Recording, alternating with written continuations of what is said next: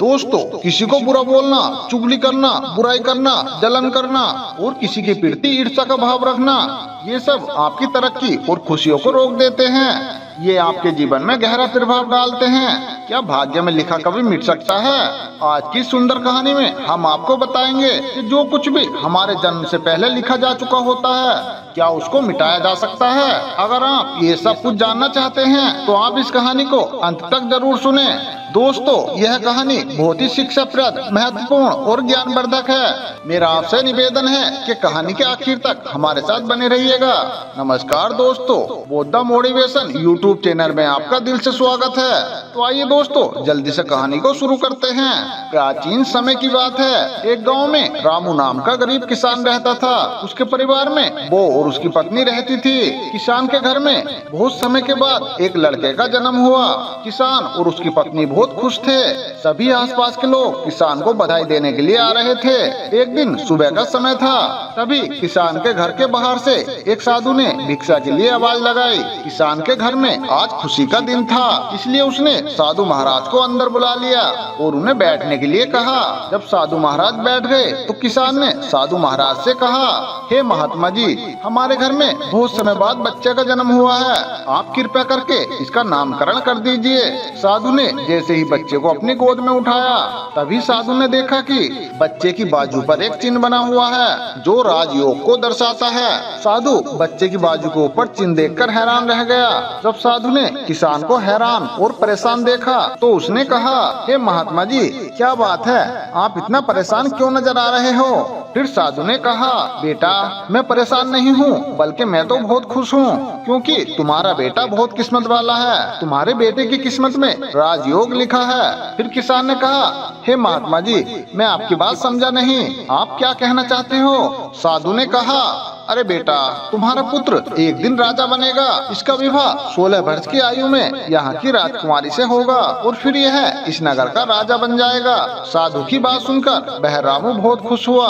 जब गांव वालों को पता चला कि रामू का बेटा एक दिन बड़ा होकर इस नगर का राजा बनेगा, तो सभी लोग उसको देखने के लिए आने लगे।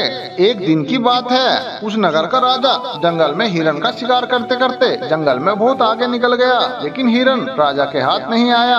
राजा को हिरन का पीछा करते करते प्यास लगने लगी, लेकिन राजा को आसपास कोई नदी या तालाब भी नहीं मिला जहाँ से वो पानी पी सके। राजा काफी समय से जंगल में इधर उधर घूम रहा था। राजा पानी की तलाश में भटकता हुआ उसी गांव में पहुंच गया जहां रामू रहता था। तभी राजा की नजर एक महात्मा के ऊपर पड़ी। राजा ने महात्मा से पानी मांगा। फिर महात्मा ने राजा को रुकने के लिए कहा और अपनी कुटिया के अंदर से पानी लाने के लिए चले गए। महात्मा ने पानी लाकर राजा को दिया। राजा पानी पीने लगा। पानी पीने के बाद राजा ने देखा कि बहुत सारे लोग इकट्ठे होकर जा रहे थे। राजा ने महात्मा से उन लोगों के बारे में पूछा तो महात्मा ने कहा, ये सभी लोग रामू के घर जा रहे हैं, क्योंकि उसके घर में एक बहुत ही किस्मत वाले बच्चे का जन्म हुआ है और एक साधु बाबा ने उसके बारे में भविष्यवाणी की है। राजा ने पूछा, बाबा, ऐसी कौन सी भविष्यवाणी की है जिसके कारण सभी लोग वहाँ जा रहे हैं? महात्मा ने कहा, साधु बाबा ने बताया है कि जब रामू का बेटा 16 साल का होगा तो उसका विवाह इस राजा की पुत्री के साथ होगा और उसका पुत्र इस राज्य का राजा बनेगा। महात्मा की बात सुनकर राजा को बहुत गुस्सा आया कि एक मामूली किसान का बेटा राजा की पुत्री के साथ विवाह कैसे कर सकता है। उस राजा ने महात्मा से कहा, हे महात्मा जी, मैं ही इस राज्य का राजा हूँ और आप क्या सोचते हो मैं एक मामूली किसान के बेटे के साथ अपनी बेटी की शादी कर दूंगा? महात्मा ने कहा, हे राजन, जो इस बच्चे के भाग्य में लिखा है उसे कोई नहीं मिटा सकता। राजा को अपनी ताकत पर बहुत घमंड था। उसने कहा, हे महात्मा जी, मैं भगवान का लिखा हुआ आपको मिटाकर दिखाऊंगा। उस महात्मा ने मुस्कुराते हुए कहा, हे राजन, मैं भी यही हूँ और आप भी यही हो, देखते हैं क्या होता है। उस राजन ने महात्मा को प्रणाम किया और वापस अपने राजमहल चला गया। पूरी रात राजा को नींद नहीं आ रही थी। वो रात भर यही सोच रहा था कि किसी भी तरह उस साधु की भविष्यवाणी को सही नहीं होने देना है। अगले दिन राजा भेष बदलकर रामू के गांव पहुंच गया और गांव वालों से पूछते पूछते वो रामू के घर चला गया। राजा ने रामू के घर के बाहर खड़े होकर रामू को आवाज लगाई। रामू उसकी आवाज सुनकर घर से बाहर आया और उससे पूछा, आप कौन हो और यहाँ किस लिए आए हो? राजा ने कहा, मैं एक सेठ हूँ और मेरे खुद का कपड़े का व्यापार है और मैं पास के गांव में ही रहता हूँ। मैंने लोगों से सुना है कि तुम्हारे घर में एक तकदीर वाले बच्चे का जन्म हुआ है और उसकी किस्मत में राजयोग लिखा हुआ है। रामू ने कहा, हाँ सेठ जी, आपने सही सुना है। राजा ने रामू से कहा, अगर तुम बुरा न मानो तो मैं तुमसे एक बात कहूँ? रामू ने कहा, हाँ सेठ जी बोलो। राजा ने कहा, तुम अपना बच्चा मुझे दे दो, इसके बदले में मैं तुम्हें बहुत सारा धन दूंगा और तुम्हारे बच्चे का पालन पोषण भी करूंगा। रामू की पत्नी ने कहा, अरे नहीं सेठ जी, मैं अपना बच्चा आपको नहीं दे सकती। राजा ने कहा, तुम एक मामूली से किसान हो, तुम अपने बच्चे का पालन पोषण अच्छी तरह से कैसे कर सकोगे?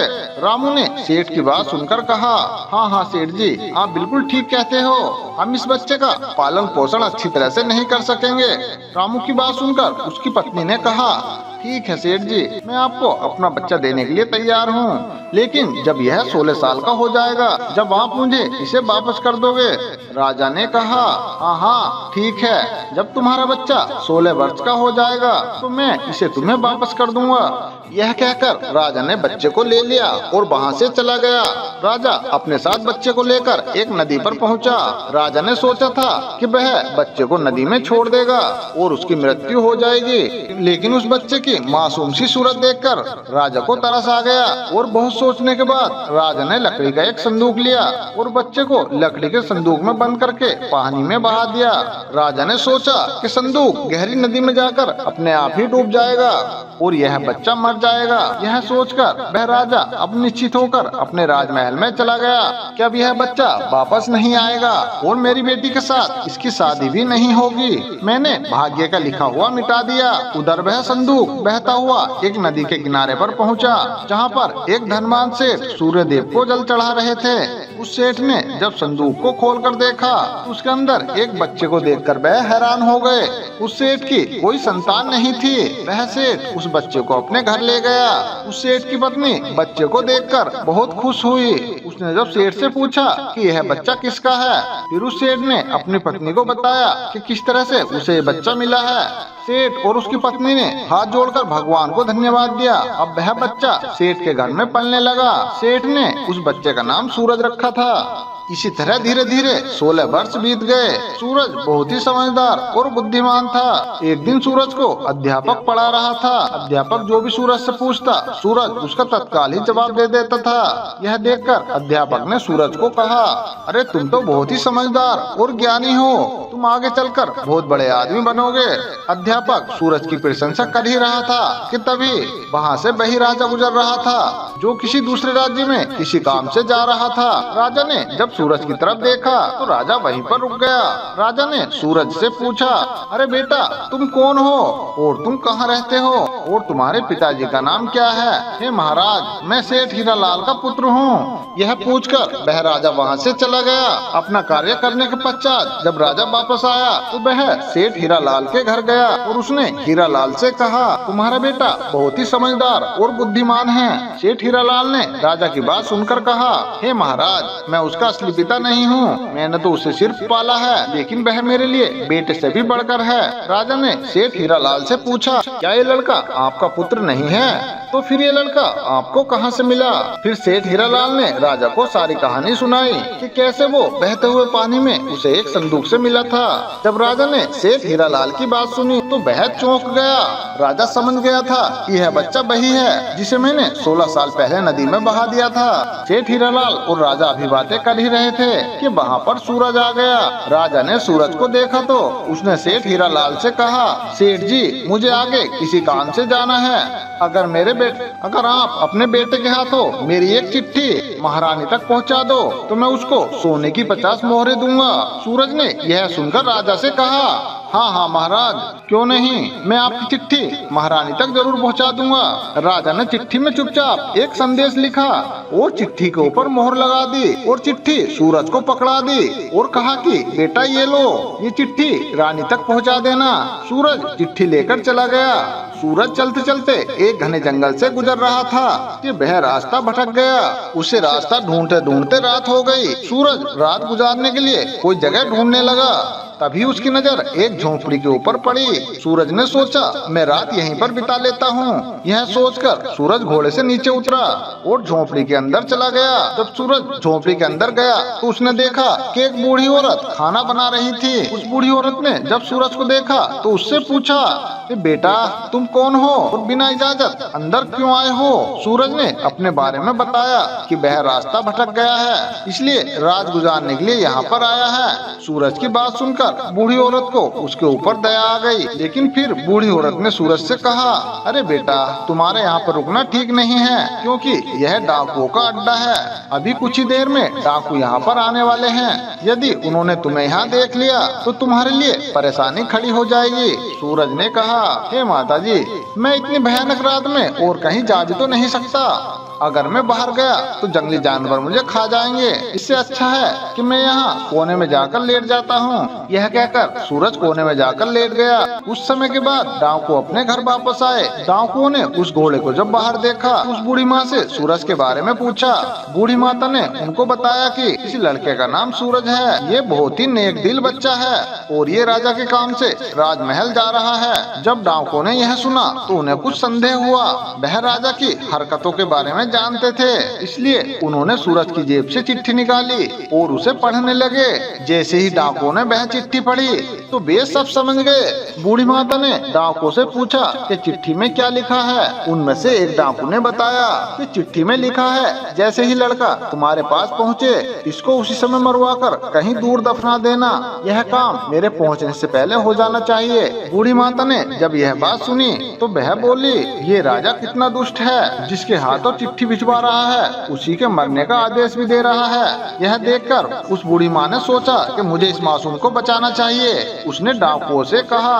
फिर डाकुओं ने दूसरी चिट्ठी लिखकर उस चिट्ठी से बदल दी और वापस सूरज की जेब में रख दी। इसके बाद फिर वापस डाकू वहाँ से चले गए। सुबह होते ही सूरज उठा और बूढ़ी माता को धन्यवाद देकर वहाँ से चला गया। सूरज कुछ समय के बाद ही राजमहल पहुँच गया और उसने वह चिट्ठी महारानी को दे दी। महारानी ने चिट्ठी पढ़ी तो चिट्ठी में लिखा था, यह लड़का बहुत ही बुद्धिमान और ज्ञानी है। यह राजकुमारी से विवाह करने लायक है, इसलिए मेरे आने से पहले ही तुम इसका विवाह राजकुमारी से कर दो। महारानी सोचने लगी कि भला ऐसे कैसे, किसी भी अनजान लड़के के साथ राजकुमारी का विवाह कैसे कर सकते। लेकिन फिर उसने देखा कि चिट्ठी पर राजा की मोहर भी लगी हुई थी, इसलिए यह लड़का झूठ नहीं बोल सकता। यह सोचकर उस महारानी ने राजकुमारी के विवाह उस लड़के से कर दिया।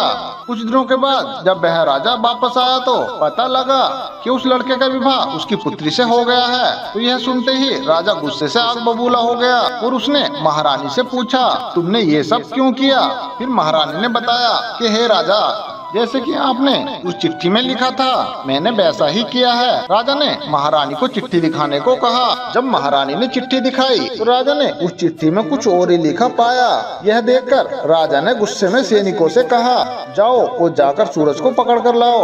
राजा तुरंत गए और सूरज को पकड़ कर ले आए। राजा ने गुस्से में सूरज से कहा, तुमने धोखे से मेरी पुत्री के साथ विवाह तो कर लिया, लेकिन मैं तुम्हें अपना दामाद स्वीकार नहीं करूँगा। सूरज ने राजा की बात सुनकर कहा, लेकिन महाराज मैंने तो आपके साथ कोई धोखा नहीं किया है। राजा ने सूरज की बात सुनकर कहा, तुम मुझे भी बेवकूफ बनाना चाहते हो, लेकिन फिर भी मैं तुम्हें अपना दामाद स्वीकार नहीं करूँगा।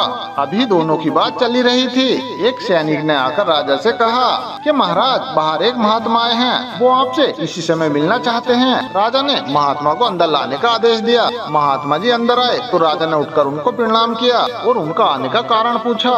महात्मा ने कहा, हे राजन, लगता है आपने मुझे पहचाना नहीं। फिर राजा ने कहा, अरे नहीं महाराज, मैंने आपको नहीं पहचाना। फिर महात्मा ने मुस्कुराते हुए कहा, हे राजन, मैं वही हूँ जिससे आप 16 साल पहले भाग्य का लिखा मिटाने के लिए बोल कर आए थे। जैसे ही महात्मा ने यह बात कही राजा एकदम से चौंक गया, उसे सब कुछ याद आ गया।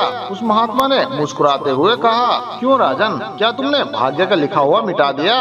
राजा ने आंखें नीची करके कहा, अरे नहीं महात्मा जी, मैं भाग्य के हाथों हार गया। फिर महात्मा ने कहा, भाग्य के सामने कोई नहीं जीत सकता, इसलिए अब सूरज को अपना दामाद स्वीकार करो और अपना राजपाट उसको सौंप दो। फिर राजा ने कहा, हे महात्मा जी, जैसा आपने कहा वैसा ही होगा। राजा को समझाकर महात्मा जी वहाँ से चले गए। राजा ने सूरज से माफी मांगी और सारा राजपाट उसे सौंप दिया।